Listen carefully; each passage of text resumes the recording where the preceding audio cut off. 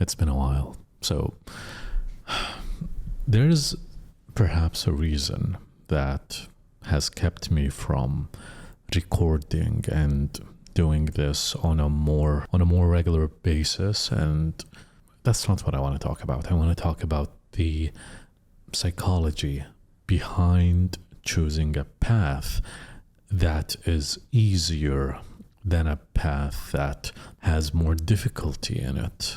And I'll use this as an example. So it isn't because I'm not comfortable talking to the camera or I'm not comfortable recording something of meaning and something that's useful, whether it's for the podcast or this channel. However, there are things that go in your head when you do things that require effort, and there are things that go in your head related to those things that require effort. Here's what I mean. Throughout my journey, when I was recording for the podcast, Mind Universe, I got feedback. Most of it was really good. It was very supportive. People love the podcast. You love the podcast if you're a reoccurring listener. And still there have been feedback that made me conscious. For example, I got feedback of people asking me one-on-one or asking me in person, let's say, by the way, how do you do it? What makes you pick those subjects? And while those questions are fine, they're normal, I find them staying in the back of my head, and it made me feel judged, even though the people who perhaps asked them really meant well. They were not judgmental. Anyway, there's also another thing. Because when you do something, you receive feedback, that feedback affects how you keep doing such a thing.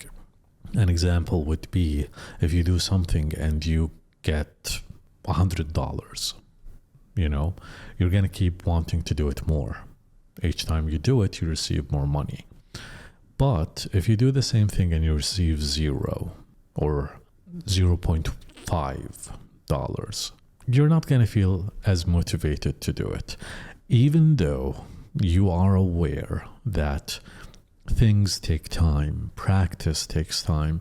When you want to learn a skill, it's going to require you to keep at it, and before you're able to see yourself progressing to a point that makes you satisfied and happy. Now, that isn't exactly the only reason you would find yourself demotivated to try again and again. No, there's something way bigger at play. When you want to do something and it rewards you with such a small feedback or a feedback loop that's not as fun, let's say, you will curve to something easier or something more rewarding. For example, and this is an easy example, you want to do something that you love. You want to draw, for example, and you can also play video games, or you can listen to, or rather watch a TV show. It's way easier to just play a video game. It's way more, it's quicker to receive feedback when you just click play and watch your favorite show.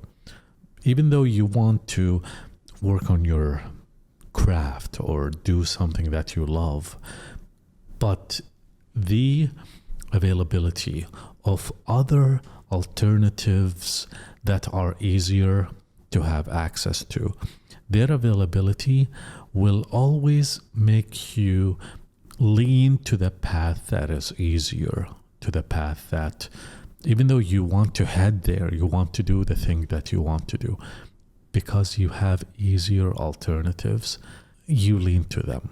And maybe you tell yourself, it's okay, I'll just do this one thing and then I'll get to do the other thing.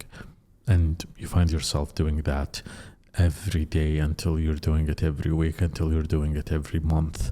You say, you know what, I'll just do this for an hour and then I'll get back to it. And then after that 1 hour, you're not as motivated, and then you're thinking, it's already gotten late, I'm tired, it's okay, I'll do it tomorrow. And you are stuck in a loop. Wow, I use loops a lot. You are stuck in a cycle of repeating the same patterns. You head towards something that you want to do, and you curve because there's an easier alternative. I personally have found that example in the difference between working out at home, or I'll give you other ones. Working out at home versus working out at a gym. At the gym or a gym, when you work out there, you are in a place that you're meant to work out, while at home you have a lot of distractions, a lot of things that you can do or have access to. For example, at home, when you want to do something, when you want to work out at home, you can also talk to your family, cook, eat, have coffee, go on YouTube, do a lot of things that you can and actually do. While at the gym, no, you're here to work out. Either finish your workout or leave. You're not gonna be, you know what, I'll work out, but I'm gonna play on my phone, or I'll take a break for 10 minutes, watch a video and then get back to workout. No, you're gonna have to do that. Otherwise, you're not gonna be feeling comfortable at the gym taking 10 minutes on your phone. No, you have to get going. You're there for an hour or 2 hours maximum, and those are really large numbers. People usually say 30 minutes to an hour. You are there for that 1 hour and then you're gone. You cannot stay for longer. And that gives you limitation. And having limitations is such a crucial thing. I'll talk to you about that, and I'll talk to you about why you need limitations to a point. Why you need limitations to a point that maybe you will set them up yourself. You will put limitations on yourself. All right, so you have so many things that you can do or you want to do. For example, I want to record this recording and post it on my channel. I also want to open my diary and write in it. I also want to learn photography, and I also want to sculpt and create art. I also want to go hang out with my friends. I also want to play video games, and I also want to go out and also stay indoors. Like, you see how many things you want to do. Now you can do a few of them in one day, but it's probably impossible or inconvenient to do all of them in one day. How are you going to do that? And even if you were able to do that, you're going to be distracted. You're not going to be able to give something the attention it requires. You're going to get really messy. So you apply a limitation where you say, you know what, today I'm only going to write in my journal, and that's it. I'm going to hang out with my friends. I'm going to go out for a walk, and that's it. What about all the other things that you want to do? No, I'm only going to do this. That will allow you to do it so efficiently and with such a focus that it isn't even about doing the thing that you want to do. It's also about your psyche, your self. You're going to be comfortable. You're going to be relaxed. you're gonna be laid back and not feeling as rushed or stressful that you want to get to so many things all at once. See, you didn't do it because you can't do the other things or you don't want to do the other things. It's because you set a limitation where you say, I'm only going to do 1 or 2 things today and that's it. Or maybe 1 or 2 things that I'll focus on this week and that's it. So usually in life, those limitations are imposed on you. You don't choose them. For example, when you're in school, you cannot leave the classroom. You have to stay there. That's a limitation. You cannot skip school and go do whatever you want. No, you have to stay there. Your job, your studies, even you yourself, you are so limited. Sometimes you have nothing that you want to do or can do, and you feel stuck. You just want to lie down on the ground and do nothing and feel like you are just this person who is lying down, who has nothing. You feel empty. You feel lost. Maybe you feel like you don't know what you want or who you are. And I will get to all of those things. I always talk about these subjects. However, back to the point. You are surrounded by limitations that you cannot even break out of. That's part of life. It's okay. Sometimes you have limitations financially. You don't have enough money to do anything that you want to do.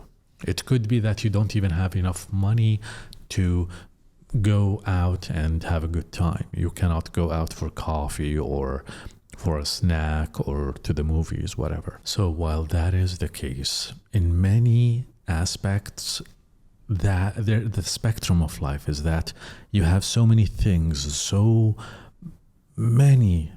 that it overwhelms you. You wouldn't even know how to start, where to go, what to do.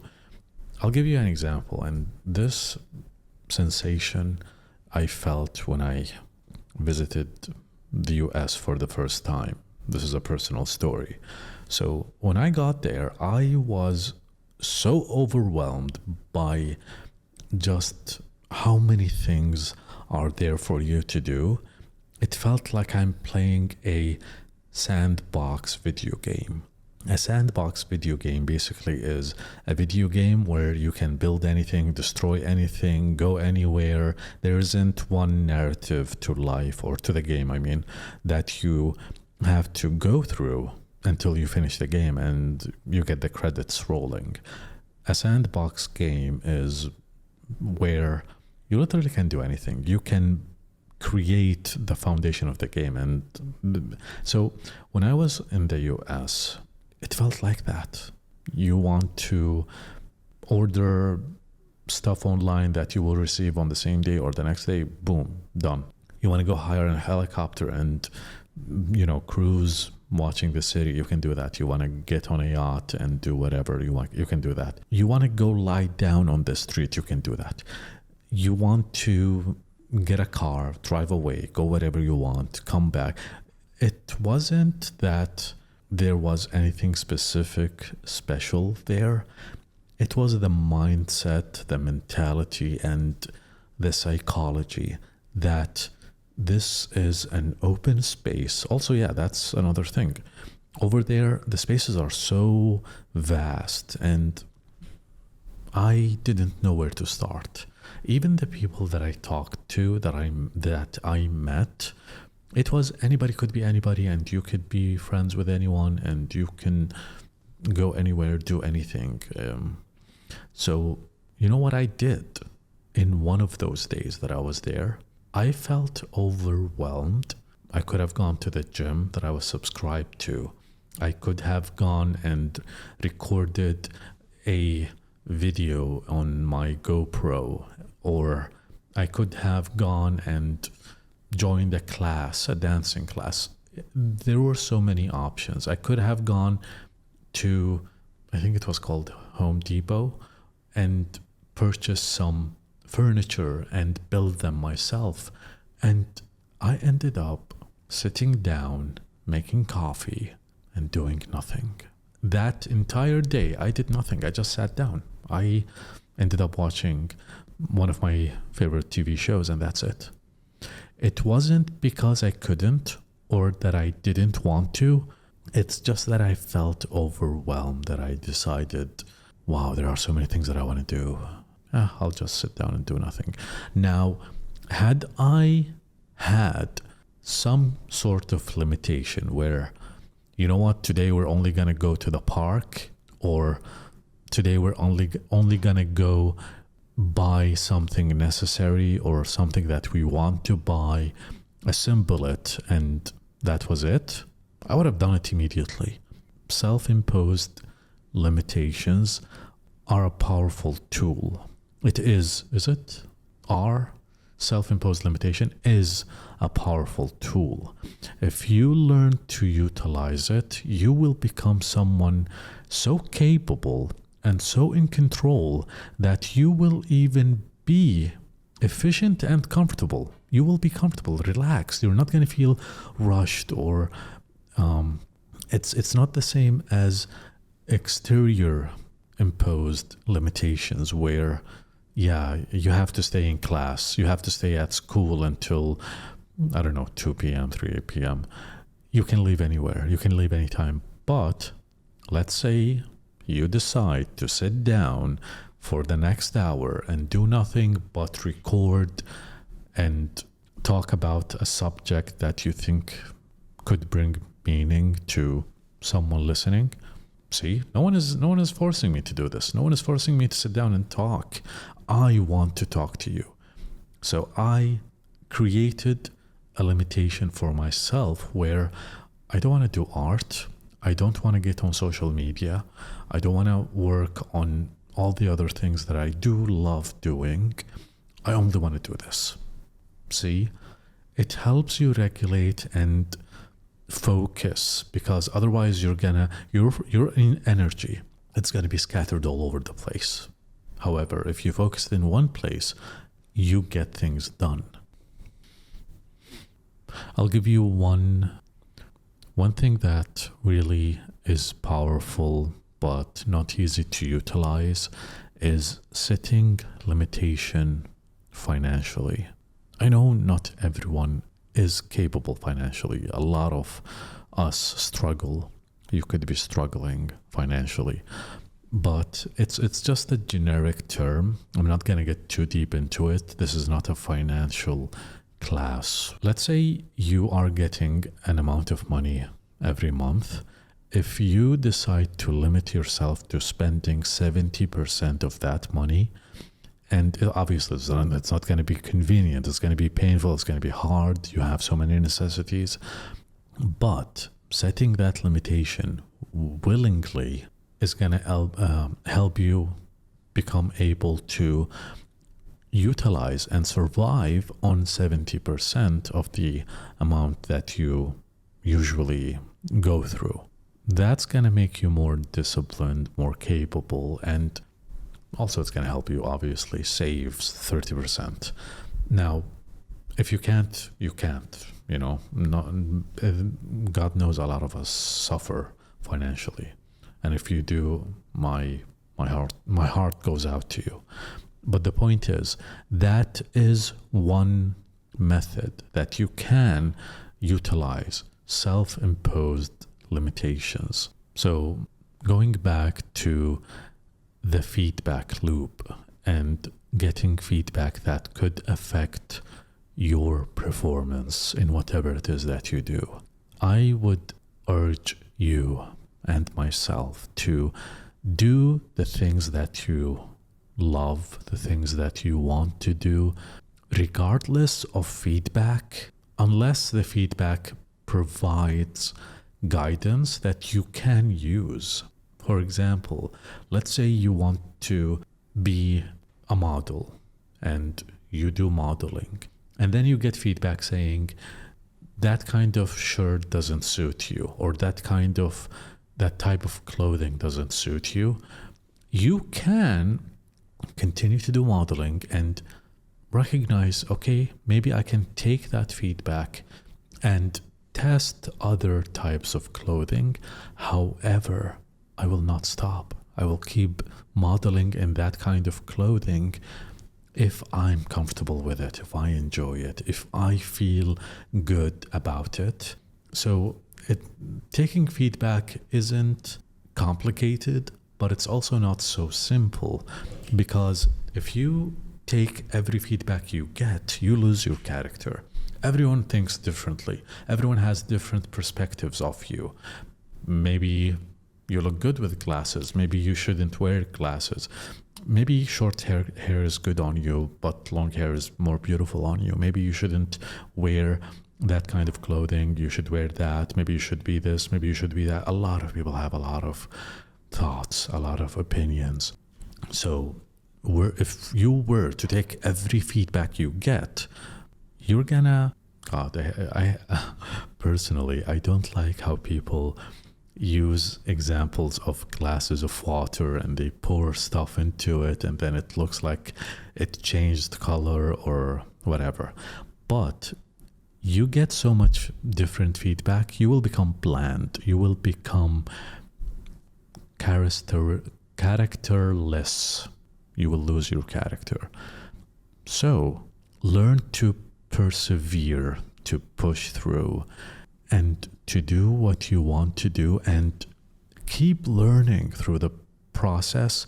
Keep gaining experience through what you're doing. It's okay if you're being, let's say it this way. I was gonna say bad, but let's say it's okay to be a beginner. It's okay to continue being a beginner, even if you're a beginner for a very long time. That's really okay. Go at your pace. Keep gaining experience. Keep learning. Keep getting better. I don't know why I took off my glasses. Anyway, so, and because here's the thing. If you let feedback stop you, makes you get to a halt, you reach a point where you're stopped, you're not going to keep going, that's it, you stopped, even though you want to do what you want to do, but you're thinking about what they told you, what they said about you to you. Usually people don't, I would like to think, people usually don't talk behind your back in a bad way. If you, God, I don't know, maybe they do. But the point is, feedback usually is directed to you. So if you stop, then in a way, exterior factors hit you and it made you reactive and it made you want to hide from feeling bad because someone said, you shouldn't do this, or you shouldn't do it this way, you should do it that way, you should do this more. Usually people, I don't know why people always say you should and you should instead of I would recommend. Why not try something in a different way? However, it's okay. People, even if they say it in a harsh way, I would guess they mean well. They mean to share advice, even though unsolicited advice is seldom received well. It doesn't feel good. And obviously it shouldn't feel good. It doesn't. But I do assume that people who do that mean well. They want to help. They want to shed light to something that they see that they think you are not noticing. So yeah, it's good to talk to you again, and I'll see you next time.